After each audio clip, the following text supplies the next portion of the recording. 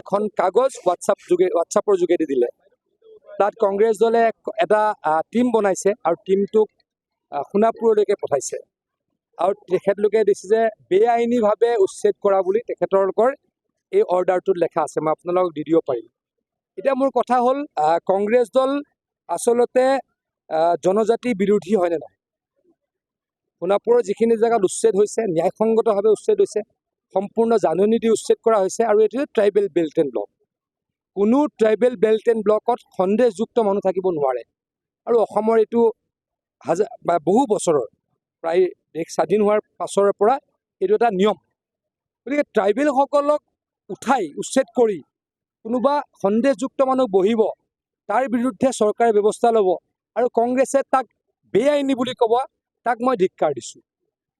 আৰু কংগ্ৰেছ দল যে জনজাতি বিৰোধী, তাৰ কাৰণে মই তেখেতলোকক ন্যূনতম যদি অলপ তেখেতলোকৰ জ্ঞান আছে বা তেখেতলোকৰ জনজাতিসকলৰ প্ৰতি যদি ন্যূনতম মৰম আছে, তেখেতসকলে কংগ্ৰেছ দলৰ নেতাসকলে অসমৰ জনজাতীয় ব্যক্তিসকলক এই যি অপমান কৰিছে তাৰ কাৰণে তেখেতলোকক ক্ষমা খুজিবলৈকে মই অনুৰোধ জনাইছোঁ। দেখিবলৈ পোৱা গৈছে যে কালি আজমল চাহাব এটা টিম লৈ পেলাই আহিছিল। গোটেই কথাটো মই আকৌ কৈছোঁ, অইন জেগা হ'লেও অলপ বেলেগ কথা আছিল। ক'ৰবাত কেতিয়াবা তেওঁলোকে চৰকাৰী মাটি দখল কৰে, ক'ৰবাত কেতিয়াবা তেওঁলোকে আমাৰ ফৰেষ্টৰ মাটি দখল কৰে, সেইটো এটা বাৰু মই মানিব লোৱা নাই। ক'ৰবাত নহয় ক'ৰবাত মই কৈছোঁ, কিন্তু ট্ৰাইবেল বেল্ট এণ্ড ব্লকৰ মাটি দখল কৰিব। ট্ৰাইবেলসকল আমাৰ ভূমিপুত্ৰ, আদিবাসী ট্ৰাইবেল ভূমিপুত্ৰসকলক সন্মান কৰাটো ভাৰতবৰ্ষৰ নিয়ম, ভাৰতবৰ্ষৰ এটা আমাৰ সংস্কৃতি। আমাৰ ভাৰতীয় সংস্কৃতিয়ে শিকায় যে আমি ট্ৰাইবেলসকলক সন্মান কৰিব লাগে। কংগ্ৰেছে এই সংস্কৃতিটোৰ পৰা আঁতৰি গ'ল। ভাৰতীয় সংস্কৃতিৰ কথাটো কংগ্ৰেছে চিন্তা নকৰি কংগ্ৰেছে বাংলাদেশীয় মূলৰ সন্দেহযুক্ত মানুহৰ সমৰ্থনত কথা কৈ ট্ৰাইবেলসকলক দুখ দিছে। তেখেতলোকৰ এই মই যি কথা বতৰা তাক ধিক্কাৰ দিছোঁ।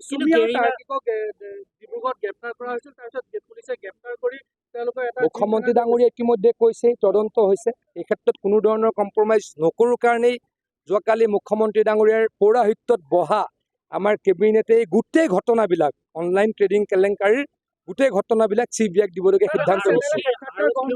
মই এই গোটেই কথা বতৰাবিলাক আকৌ কৈছোঁ, CBIটো আহিবই। CBIক আমি কালি দিলোৱেই।